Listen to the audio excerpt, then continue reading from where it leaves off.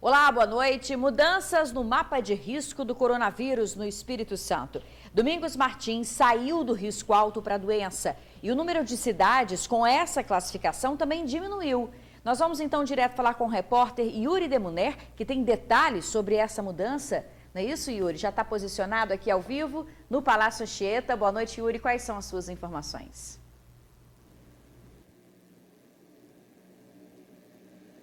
Olá, Isabela, boa noite. Parece ser uma boa notícia, né? Mas não é não, viu? É apenas uma cidade a menos com risco alto de contaminação.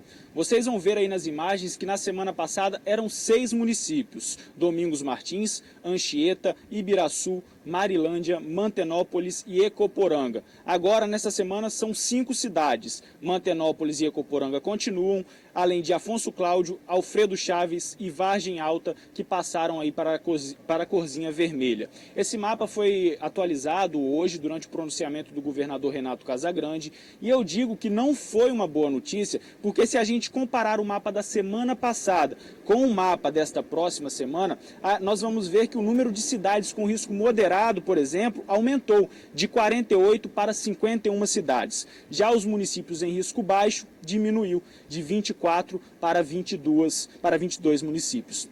Isso tudo é provocado pelo aumento no número de mortes, pelo aumento no número de casos e também da ocupação de leitos de UTI. Diante dessa fase agressiva novamente do vírus, a expectativa pela vacina acaba aumentando. Depois de muita polêmica e discussão, o Supremo Tribunal Federal decidiu que os estados podem comprar as vacinas que foram aprovadas em outros países, caso a Anvisa não aprove as doses aqui no Brasil. A repórter Manuela Machado preparou uma reportagem sobre isso e você confere agora. Caso a vacina contra a Covid-19 chegasse hoje ao Espírito Santo, você tomaria? Eu não tomaria, particularmente não tomaria. Mas em concordar para ser liberada a vacina para quem quer tomar, eu concordo. Se for para beneficiar a saúde não só minha, de todos, eu tomaria. As opiniões estão divididas entre os capixabas. E a vacina para imunizar os brasileiros deve chegar em fevereiro de 2021 no país. Segundo o Ministério da Saúde, o Brasil vai receber 64 milhões de doses.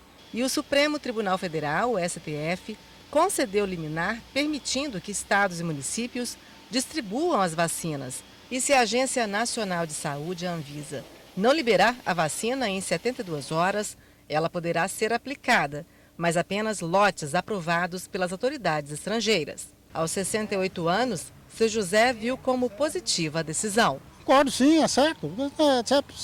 Como eu estou falando, se é para beneficiar a população, principalmente o povão, né? O povão que está sofrendo mais, né?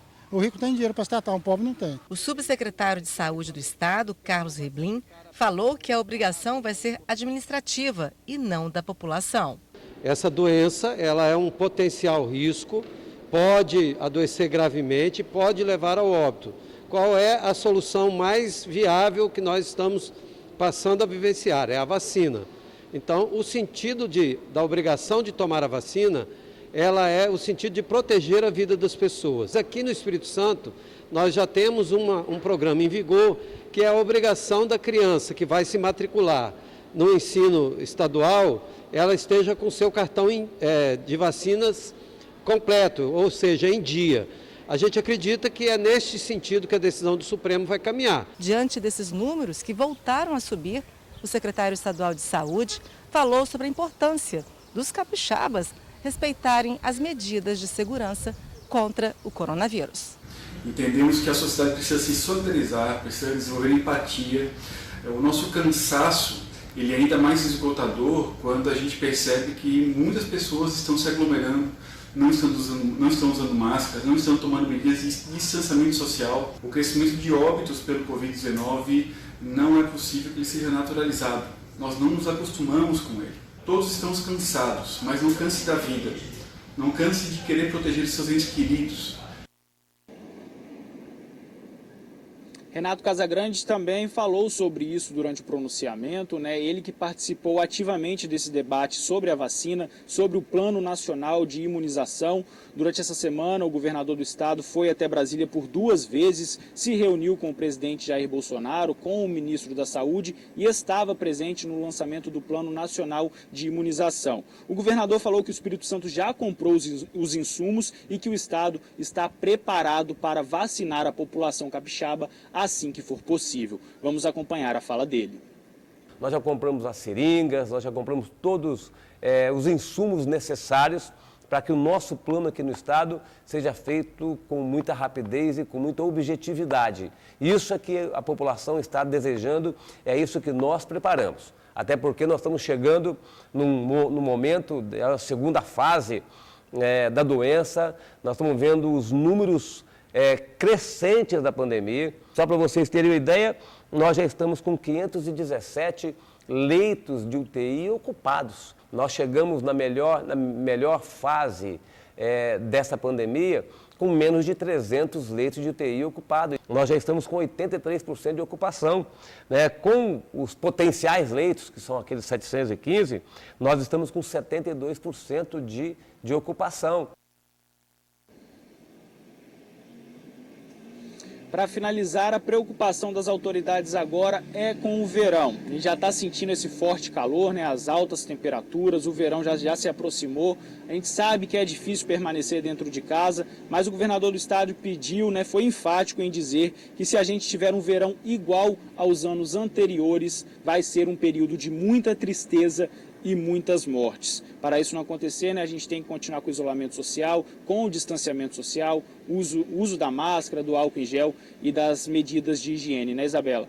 Então, o governador disse aí, né, preocupação com o verão, um período, né, pode ser de muita tristeza e muitas mortes. Eu volto com você no estúdio. Obrigada, Yuri, pelas informações. É verdade, essa preocupação tem que ser de todos nós. Tem gente que acha que isso é brincadeira e só quando perde algum parente, quando conhece alguém de perto que teve a doença, vê que ela vai se agravando, aí que vê que é de verdade. Então, por isso que a gente faz esse alerta. A doença, ela existe e muita gente está descansando. Isso não deveria acontecer.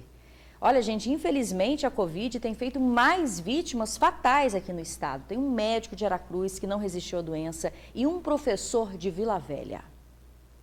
O ginecologista e obstetra Jacques Zemel estava internado em um hospital particular em Vitória desde a semana passada. Ele perdeu a batalha para a doença na manhã de hoje.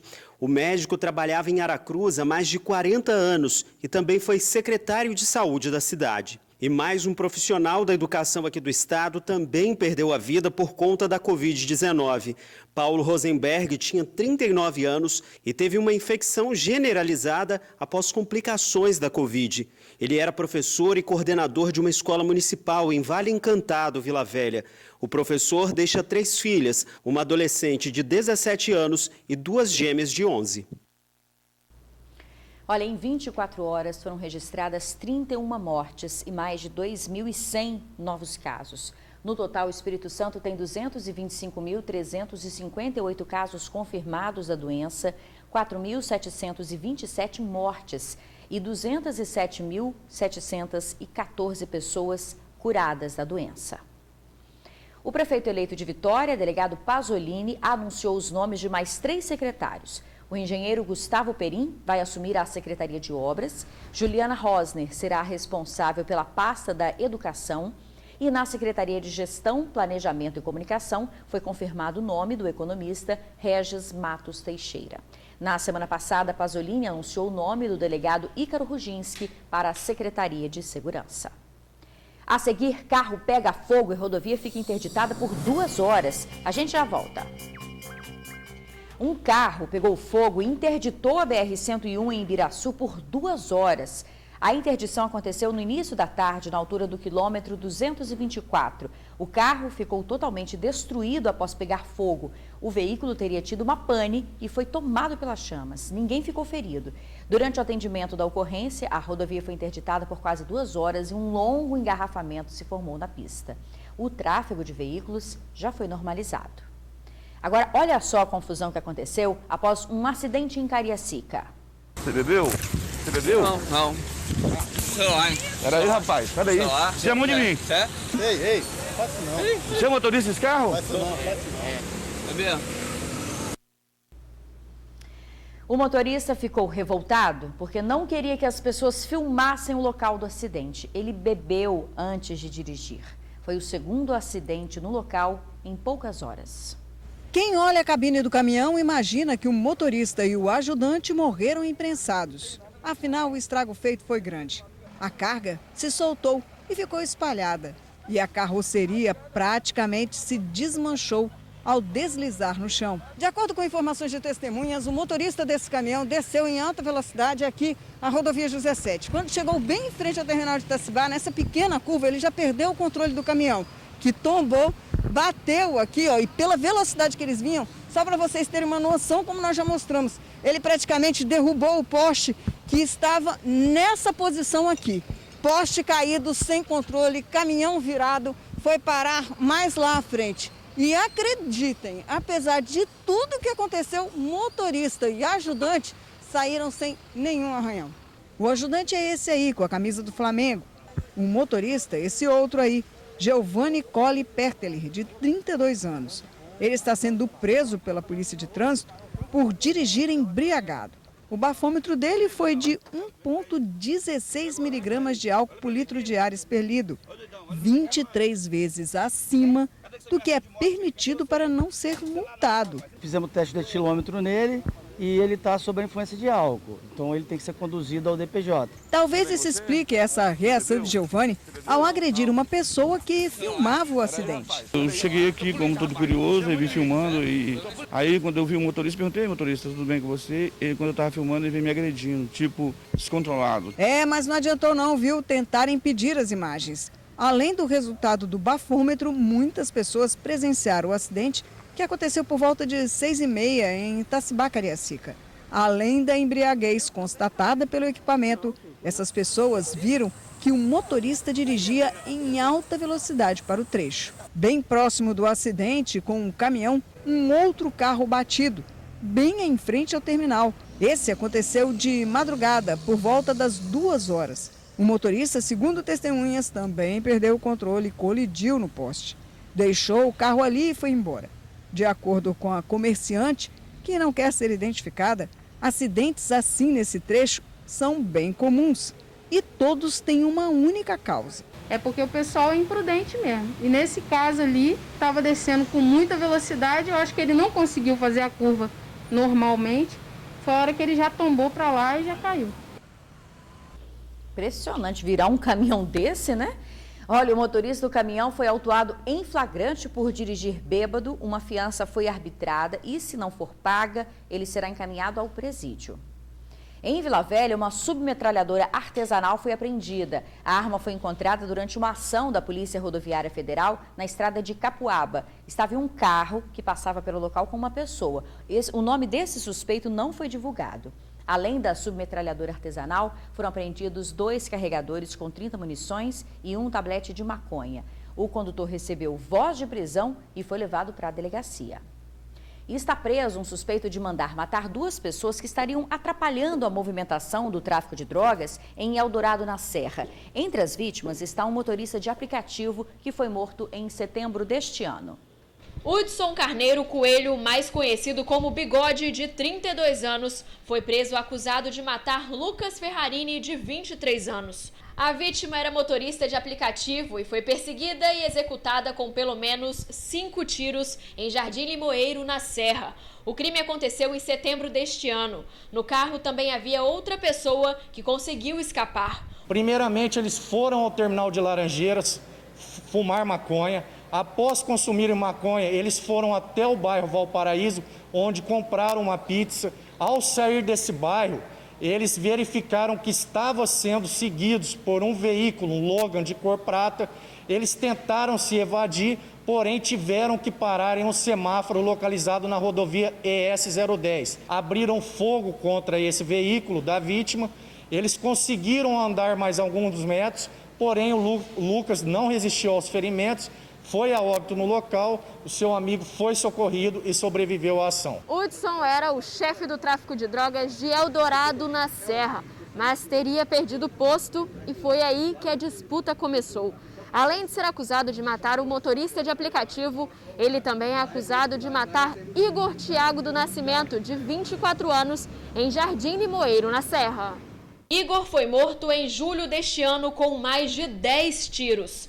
O crime aconteceu em frente à loja de autopeças onde a vítima trabalhava. Ele foi morto por estar participando do tráfico do copo sujo, liderado por esse traficante, que comanda o copo sujo hoje e também comanda todo o tráfico de drogas do bairro Eldorado. O delegado afirma que Hudson era o mandante do crime e agia com outras 2 pessoas. Laison da Silva e Diego Alexandre Mota, de 21 anos, seriam os executores dos crimes. Ambos foram mortos em Porto Canoa. Esse racha entre esses 2 grupos no bairro Eldorado acabou ocasionando 4 mortes no período de 3 meses. E essas 4 mortes já foram elucidadas pela DHPP-PCR. A gente faz um rápido intervalo, é um instante só. Após quase 3 anos, a sensação de justiça. O soldado acusado de matar o estudante Jean-Pierre em Vila Velha foi condenado a 13 anos de prisão e pode ser expulso da corporação. No painel, ainda uma foto do Natal em família, data que marcou a morte de Jean. Aos 27 anos de idade, ele foi assassinado com 3 tiros nas costas, no dia 25 de dezembro de 2017. Ele estava na pracinha, em uma festa no bairro Araçás, em Vila Velha, quando foi baleado pelo militar Igor Moreira, que estava de folga. Na última quarta-feira, quase 3 anos depois do crime, o PM foi a júri popular. O policial foi condenado a 13 anos e 4 meses de prisão e foi expulso da corporação. Eu tinha certeza da decisão. Nada, nunca, em momento algum, eu duvidei que ele seria condenado. Quando me disseram que meu filho tinha sido morto e que ele estava armado, eu olhei e falei, eu sei que quem matou foi um PM. E para falar que meu filho estava armado, plantaram a arma. 2 dias após Jean ser sepultado em um cemitério aqui na Ponta da Fruta, em Vila Velha, no mesmo bairro, Simone resolveu vir morar para ficar perto da sepultura do filho. E ela é casada há 35 anos. Já o marido não consegue deixar a casa onde Jean foi criado, no bairro Gaivotas, bem pertinho do bairro onde ele perdeu a vida. Entre as lembranças do filho, Simone mostra uma caixinha. Dentro dela, mais saudades. Esse anelzinho aqui, porque o meu filho tinha uma fé do outro mundo. Ele tinha uma crença em Deus, que eu vou ser sincera com você, eu não tinha, mas eu passei a ter por ele. A gente tem que ter fé. Temos que ter fé. Olha, a defesa do policial já recorreu da decisão. Quando forem esgotadas todas as possibilidades de recurso, o policial também poderá perder o cargo na PM. Bom, a gente encerra o TN2 agora, desejando uma boa noite para você, um excelente fim de semana. Até segunda-feira.